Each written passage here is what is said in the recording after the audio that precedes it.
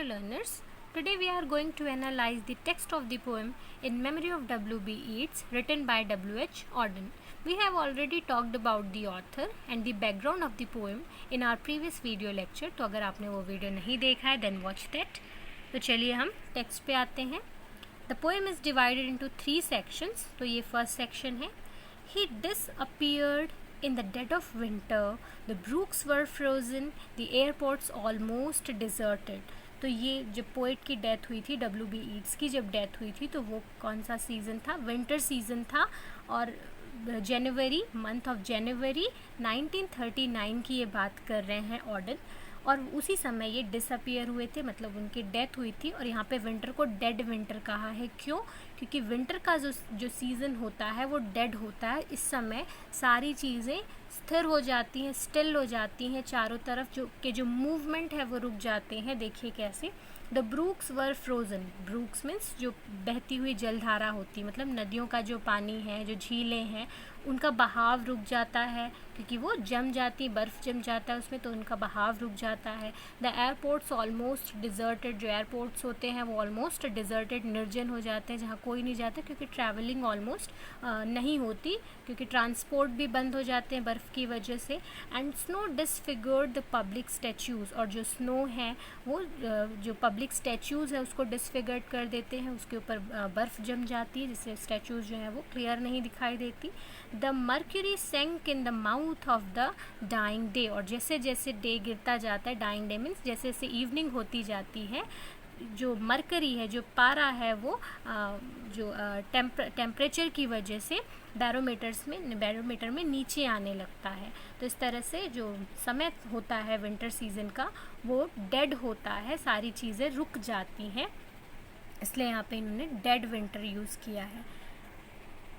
What instruments we have agree the day of his death was a dark cold day.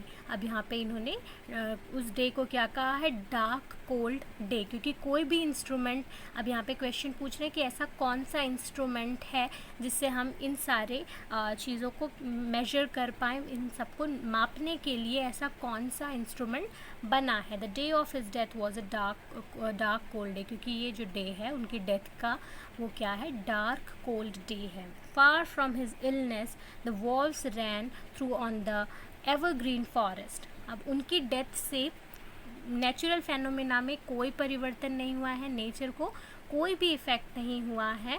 Far from his illness मतलब उनकी illness की वजह से nature में कोई डिफरेंसेस नहीं आए हैं. जो चीज़ें जैसी चल रही हैं वैसी ही चल रही हैं. फॉर एग्जांपल यहाँ पे देखिए, the wolves ran on through the evergreen forest. जो वॉल्स हैं, जो भेड़िए हैं, वो फॉरेस्ट में यहाँ वहाँ हमेशा की तरह दौड़ रहे हैं. The peasants river was untempted by the fashionable quays. जो पीजेंट रिवर हैं, गाँव की तरफ से जो बहने वाली नदियाँ हैं, वो फैशनेबल क्वेज मीन्स बंदरगाह या घाट. तो फैशनेबल घाट से अभी तक अनटेम्प्टेड है. फैशनेबल घाट का प्रभाव अभी भी उन पीजेंट रिवर पे नहीं पड़ा है. By mourning tongues the death of the poet was kept from his poems. तो जो मॉर्निंग टंग्स हैं, मॉर्निंग टंग्स किनको बोल रहे हैं? जो उनके डेथ को मॉर्न कर रहे हैं, उनके जो डियर्स हैं, जो उनके एडमायरर्स हैं, जो उनके रिलेटिव्स हैं, वो उनकी डेथ को कमेमोरेट कर रहे हैं, मॉर्न कर रहे हैं. And the death of the poet was kept from his poems. तो उनकी तो डेथ हो जाएगी लेकिन उनकी पोएम्स हमेशा ज़िंदा रहेगी, इमर्टल रहेगी. तो वो अपनी पोएम के रूप में हमेशा ज़िंदा रहेंगे. तो यहाँ पे देखो लाइन क्या बोला, the death of the poet was kept from his poems. तो उनकी डेथ होने के बावजूद भी उनकी पोएम्स को कोई इफ़ेक्ट नहीं पड़ेगा, वो as it is as usual रहेगी. But for him it was his last afternoon as himself. लेकिन उनके लिए ये क्या है?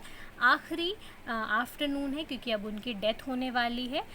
And afternoon of nurses and drummers. तो अब ये थोड़ा फ्लैशबैक में गए हैं. तो ये जो आफ्टरनून है, ये आफ्टरनून किसके लिए है?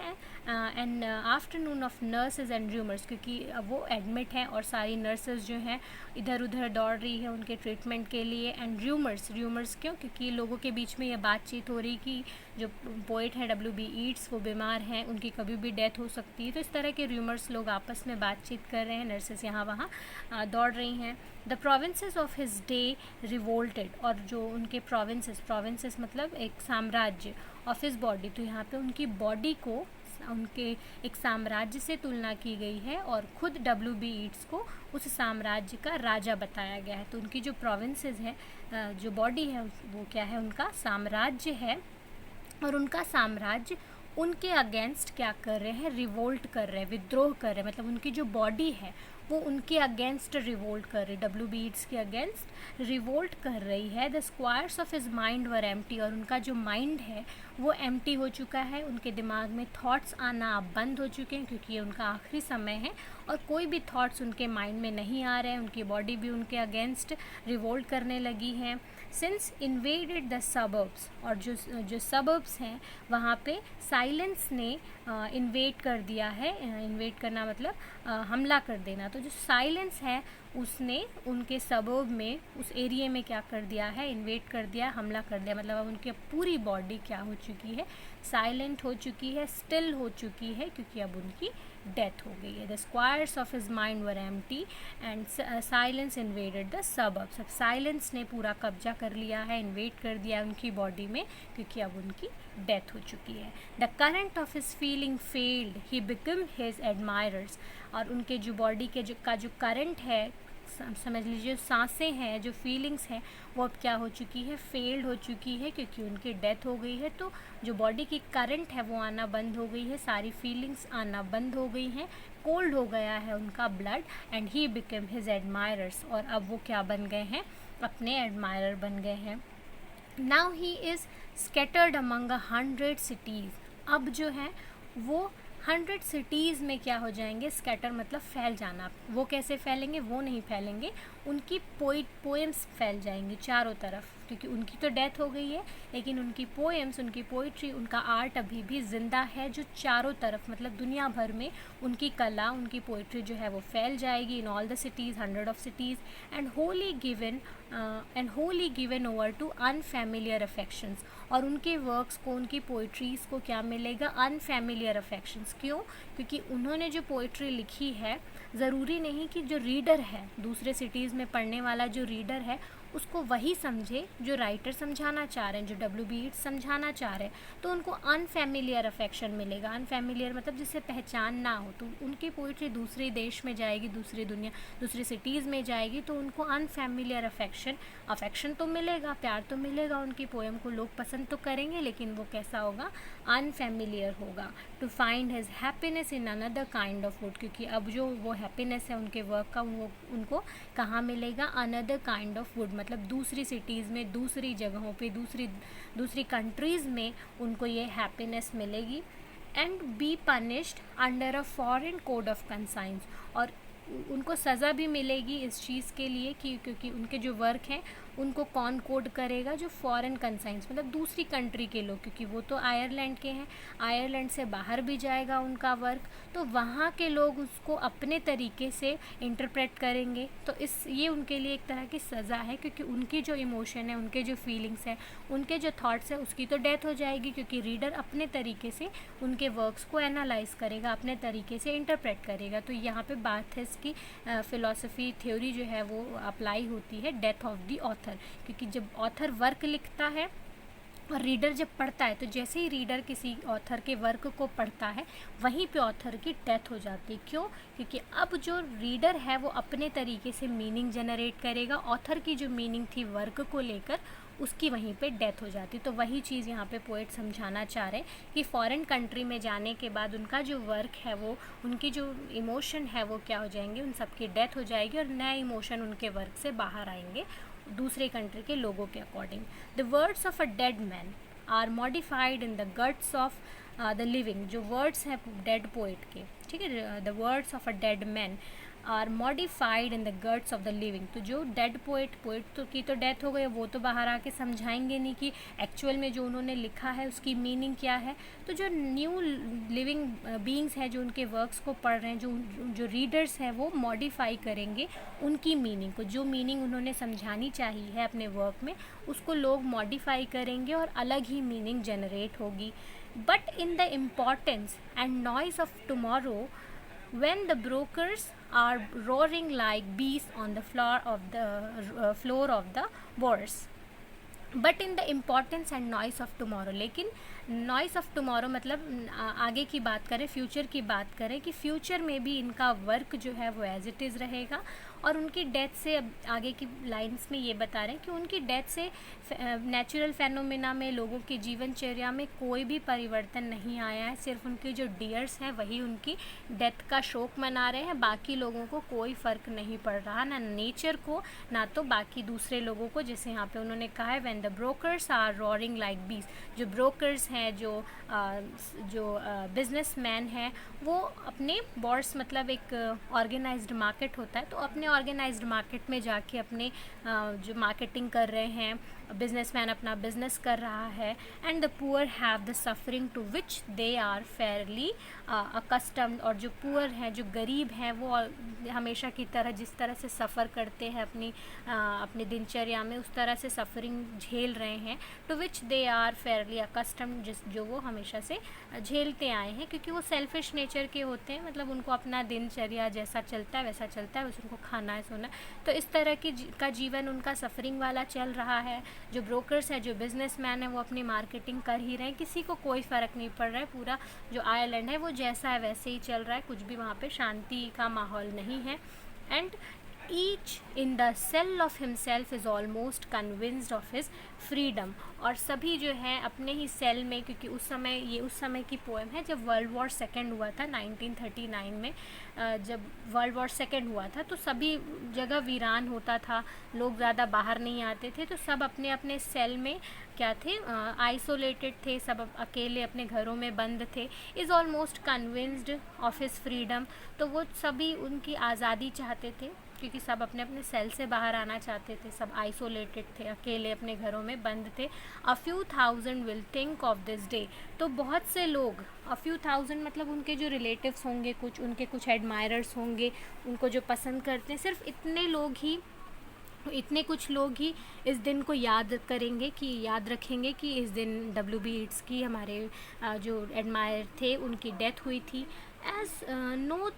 As one thinks of a day when one did something slightly as unusual, तो लोग उसी तरह से इस दिन को याद रखेंगे कि जैसा कोई बहुत अलग अनयूजुअल चीज़ें कर देता है, क्योंकि WB ईट्स थे तो एक पोइट, तो कुछ लोग ही उनको याद रखेंगे कि हाँ एक ऐसा दिन था, ये दिन था जब WB ईट्स की डेथ हुई थी। बाकी लोग तो सब अपने अपने तरीके से जीवन जी रहे हैं, अपनी लाइफ जी रहे, किसी को कोई फ़र्क नहीं पड़ रहा है। What instruments we have agree the day of his death was a dark cold, तो जो फर्स्ट लाइन में, फर्स्ट स्टैंजा में जो लाइन पोइट ने यूज़ की थी, what instruments we have agree the day of his death was a dark cold, तो वही लाइन इन्होंने फिर यूज़ की है कि ऐसा कौन सा इंस्ट्रूमेंट हो सकता है जिससे इन सारी चीज़ों को मेजर किया जा सके, मापा जा सके। The day of his death was a dark cold day, क्योंकि जो दिन है उनकी डेथ का वो बहुत ही डार्क कोल्ड डे है। जनवरी का मंथ है जो बहुत कोल्ड होता है, ठंडा होता है, और सारी चीज़ें स्टिल होती हैं, डेड होती हैं। नाउ द सेकेंड सेक्शन में उन्होंने क्या कहा है, देखो आयरनिकल टोन उन्होंने यूज़ किया है। फर्स्ट सेक्शन में हमने क्या देखा कि किस तरह से उनकी डेथ हुई और उनकी डेथ का लोगों पे या नेचर पे कोई इफ़ेक्ट नहीं पड़ा, सारी चीज़ें एज़ यूजुअल जैसी थी पहले वैसी ही चल रही थी। अब सेकेंड सेक्शन में उन्होंने क्या बताया है, you were silly like us, your gift survived it all, तुम क्या हो, हमारी तरह ही सिली हो। क्यों ऐसा बोल रहे हैं पोइट, क्योंकि WB ईट्स भले ही पोइट है लेकिन है तो हमारी तरह ही एक इंसान, तो हम में और उनमें कोई अंतर नहीं है, वो भी उसी मिट्टी के बने हुए हैं जिस मिट्टी के हम बने हुए हैं। Your gift survived it all, जी अलग है अगर कुछ एडमायरेबल है तो वो क्या है, जो गिफ्ट उन्होंने हमें दिया है। कौन सा गिफ्ट दिया है, पोइट्री का गिफ्ट। तो जो आर्ट उन्होंने हमें दिया है वो एडमायरेबल है, ना कि WB ईट्स तो वैसे ही सिली हैं जैसे हम, वो भी उसी मिट्टी के बने हैं जैसे कि हम, ठीक है। एडमायरेबल क्या है, उनका गिफ्ट, उनका आर्ट जो उन्होंने हमें दिया है। The parish of rich women physical D के, जो विमेन है, रिच विमेन जो उनकी फ्लैटरर है, जो उनके फ्रेंड्स हैं विमेन, वो भी क्या हो जाती है, फिज़िकली डी के, ठीक है। फिज़िकली जो है डी के होकर, मतलब उनकी ब्यूटी जो है धीरे धीरे ख़त्म हो जाती है और उनकी भी डेथ हो जाती है। तो उनके जो भी कलीग्स हैं, जो भी उनके फ्रेंड्स हैं, फ्लैटरर हैं, उनकी गर्लफ्रेंड्स हैं, सबकी डेथ हो गई। And mad Ireland hurt you into poetry, और ये जो मैड आयरलैंड है, मैड आयरलैंड किसको कह रहे हैं? आयरलैंड के जो लोग हैं, जो पागल हैं, मतलब अपनी ही दुनिया में खोए हुए हैं, उन्होंने क्या किया है? पोइट को हर्ट किया है। क्यों हर्ट किया? क्योंकि उस समय जो रिवॉल्ट चल रहा था और जो नेशनलिज्म था, उन सब से WB ईट्स को सेटिस्फेक्शन नहीं था, वो प्रॉब्लम उनको लगता था। तो ये सारी चीज़ें उनको हर्ट करती थी। आयरलैंड की कुछ चीज़ें थी नेशनलिज्म से रिलेटेड, तो ये सारी चीज़ें उनको हर्ट कर रही थी। तो उस हर्ट होने के बाद उन्होंने पोइट्री लिखी, उनसे इंस्पायर होके। जैसे उनकी एक पोएम है ईस्टर 1916, तो ये उसी चीज़ों से इंस्पायर होके उन्होंने लिखी। आयरलैंड की पॉलिटिक्स से इंस्पायर होके उन्होंने चीज़ें लिखी। तो जो आयरलैंड से उनको हर्ट मिला, वो उनकी पोइट्री का इंस्पिरेशन बना। Now Ireland has her madness. तो आयरलैंड जो है आज भी अपनी मैडनेस में है, जैसा था वो वैसा ही है।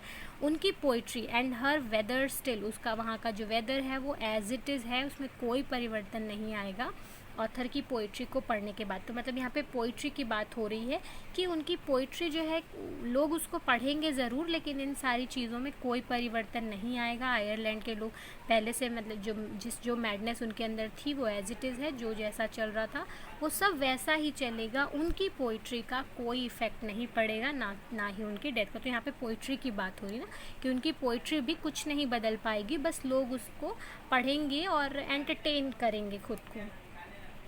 For poetry makes nothing happen, मतलब वही चीज़ बता रही कि पोइट्री से कुछ भी चेंज नहीं होगा, जो चीज़ें जैसी थी वो एज इट इज़ रहेंगी। It survives in the valley of its making where executive, तो ये वहाँ भी सर्वाइव करेगी जहाँ से ये एग्जीक्यूट हुई है, मतलब उस वैली में जहाँ पे पोइट ने उनकी अपनी पोइट्रीज़ लिखी हैं, मतलब आयरलैंड की हम बात कर सकते हैं। तो आयरलैंड से ये एग्जीक्यूट होगी, वहाँ से ही उनकी पोइट्री निकलेगी, वहाँ भी सर्वाइव होगी। Would never want to tamper, और उनकी जो ये पोइट्री जो आयरलैंड से निकल रही, मतलब ओरिजिनल पोइट्री, ये कभी भी टेम्पर नहीं होना चाहती। टेम्पर मतलब होता है छेड़छाड़ करना, मतलब पोइट बिल्कुल नहीं चाहते, और कोई भी ये नहीं चाहता कि उनकी पोइट्री के साथ छेड़छाड़ की जाए, मतलब उनकी मीनिंग्स को मिस इंटरप्रेट किया जाए, रीडर्स जो है वो अपने तरीके की मीनिंग जनरेट करें।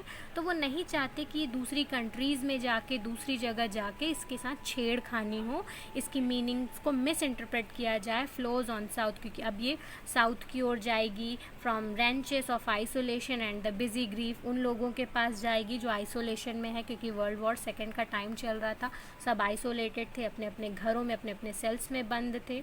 तो लोगों के बीच ये पोएम जो वो लिख रहे हैं, पोएम्स, पोइट्री, वो जाएगी लोगों के बीच। बिजी ग्रीफ्स, मतलब जो दुखी लोग हैं, बिजी हैं, उन सब के पास जाएगी, और सब अपने अपने तरीके की मीनिंग्स जो हैं वो जनरेट करेंगे, मतलब उसके साथ छेड़छाड़ करेंगे, जो भी उनकी पोइट्री छेड़खानी करेंगे उसकी मीनिंग्स के साथ। Raw towns that we believe and die in, it survives a way of happening a mouth, और जो रॉ टाउन्स हैं that we believe and die in, it survives a way of happening a mouth, तो ये हमेशा क्या करेगी? सर्वाइव करेगी। Poet की डेथ के बाद भी उनकी जो पोइट्री है वो हर जगह सर्वाइव करेगी। अ वे ऑफ हैपनिंग अमाउट, मतलब ये उनका कह सकते हैं कि जैसा कि ये माउथ हो उनका, मतलब उनकी वॉइस, उनके वॉइस के रूप में उनकी पोइट्री जो है हर जगह सर्वाइव करेगी। Now the third section, earth receive an honoured guest. अब यहाँ पे उनकी डेथ के बाद उनकी बरियल की बात हो रही कि अब उनकी डेथ तो हो चुकी है। पोइट ने ये भी बता दिया सेकंड सेक्शन में कि उनकी डेथ हो गई, लेकिन उनकी पोइट्री जो है हमेशा सर्वाइव करेगी। दुनिया भर में उनकी पोइट्री को अप्रिशिएट किया जाएगा। हाँ, लेकिन लोग उनकी पोइट्री को मिस इंटरप्रेट भी कर सकते हैं। फिर थर्ड सेक्शन में अब उनकी बरियल की बात हो रही है। अर्थ रिसीव एन ऑनर्ड गेस्ट, अब अर्थ चूँकि उनको बरी किया जाएगा, तो अर्थ क्या कर रही है?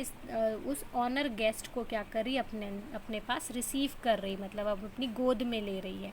William Yeats is laid to rest, अब विलियम ईट्स जो है, WB ईट्स, वो अब रेस्ट के लिए लेट गए हैं, उनको उनकी कब्र में लिटा दिया गया है। लेट द आयरिश वेसल लाई, अब ये जो आयरिश वेसल, यहाँ पे इन्होंने मेटाफर यूज़ किया है, उनको उनकी बॉडी को आयरिश वेसल से कंपेयर किया है। वेसल मतलब एक तरह का बर्तन, एक तरह का पात्र होता है, उस पात्र से कंपेयर किया है, जिस पात्र को, उस एम्प्टी पात्र को क्या कर दिया गया है, लिटा दिया गया है, एम्प्टाइड ऑफ इट्स पोइट्री, और उनकी जो वो जो वेसल है वो खाली कर दिया गया है। किससे खाली कर दिया गया है? पोइट्री से, क्योंकि उनके अंदर की सारी पोइट्री अब बाहर आ चुकी है, उनकी रिटन फॉर्म में आ चुकी, तो उनकी बॉडी अब पूरे तरीके से खाली हो चुकी, उनकी बॉडी में पोइट्री नहीं है, मतलब बॉडी क्या, वेसल, उनके वेसल में अब कोई पोइट्री नहीं है। उस वेसल को, उस खाली वेसल को वहाँ पे लिटा दिया गया है, मतलब उनकी बॉडी को लिटा दिया गया है। In the nightmare of dark all the dogs of Europe bark. अब नाइटमेयर जो रात का सपना होता है, अंधेरी रात का सपना, अब बहुत डरावना सपना, क्यों? क्योंकि जो समय चल रहा था वर्ल्ड वॉर सेकेंड का, वो बहुत डेंजर टाइम था, लोग हमेशा डर में, भय में जी रहे थे, युद्ध का समय चल रहा था। In the nightmare of dark all the dogs of Europe bark, तो ऐसा लग रहा था कि उस सपने में, काली रात के सपने में, यूरोप के सारे डॉग्स जो हैं वो भौंक रहे हैं, क्योंकि जब रात को कुत्ते भौंकते तो वो बहुत डरावना सीन होता है। तो इस तरह से फीलिंग आ रही कि यूरोप के सारे कुत्ते एक साथ भौंक रहे हैं। And the living nation wait each sequestered in its hate, और जो लोग हैं वो क्या कर रहे हैं? लिविंग नेशन का वेट कर रहे हैं। क्यों? क्योंकि each sequestered in its hate, क्योंकि सारी चीज़ें क्या हो गई? सिक्वेस्टर्ड मतलब होता है एकदम वीरान हो गई हैं, कह सकते हैं निर्जन, तो जो आइसोलेटेड हो गई पूरी, जो वहाँ की यूरोप की जो सिटी है, जो लैंड है, वो क्या हो चुका है? सिक्वेस्टर्ड हो चुका है, निर्जन हो चुका है। तो ऐसी चीज़ों को लोग हेट करते हैं, सिक्वेस्टर्ड लैंड को, इस निर्जन भूमि को लोग नहीं चाहते, तो वो क्या चाहते? एक लिविंग नेशन वापस से चाहते हैं। मतलब वह वॉर का समय था, लोग बहुत दुखी थे, बहुत डिस्ट्रेस्ड फील कर रहे थे, तो वो चाहते हैं कि जो लिविंग नेशन था वो वापस से आ जाए, और जो सिक्वेस्टर्ड लैंड है ये ख़त्म हो जाए, जो आइसोलेशन का समय है, वीरान जो भूमि है वो उसका अंत हो जाए, और वो लिविंग नेशन वापस से आ जाए, लोग फिर से खुशी खुशी रहने लगे। Intellectual disgrace stairs from every human face, जो इंटेलेक्चुअल डिसग्रेस है, जो बौद्धिक जो डिसग्रेस मीन्स जो कह सकते हैं अपयश, युद्ध क्या लाता है? एक अपयश लाता है, अपकीर्ति लाता है, तो लोगों के फेस में ये दिखाई दे रही है, हर इंसान के फेस में ये डिसग्रेस, ये अपयश दिखाई दे रहा है। And the seas of pity lie, और जो सी ऑफ पिटी है, जो दया का जो सागर है, सी ऑफ पिटी, जो दया का सागर है, locked and frozen in each eye, वो लोगों की आंखों में क्या हो गया है? लॉक हो गया। मतलब पहले लोगों की आंखों में जो दया दिखाई देती थी, जो दया का सागर दिखाई देता था, वो अब क्या हो चुका है? लॉक हो चुका है। अब किसी की आंखों में कोई दया दिखाई नहीं देती, चारों तरफ बस डिस्ट्रॉय हो रहा है, लोग एक दूसरे को मार रहे हैं, क्योंकि युद्ध का समय था, तो लोगों के अंदर से दया ख़त्म हो चुकी है। और stairs of every human face, और ये जो इंटेलेक्चुअल डिसग्रेस है, ये जो अपयश है, लोगों के चेहरे पे दिखाई देने लगा है।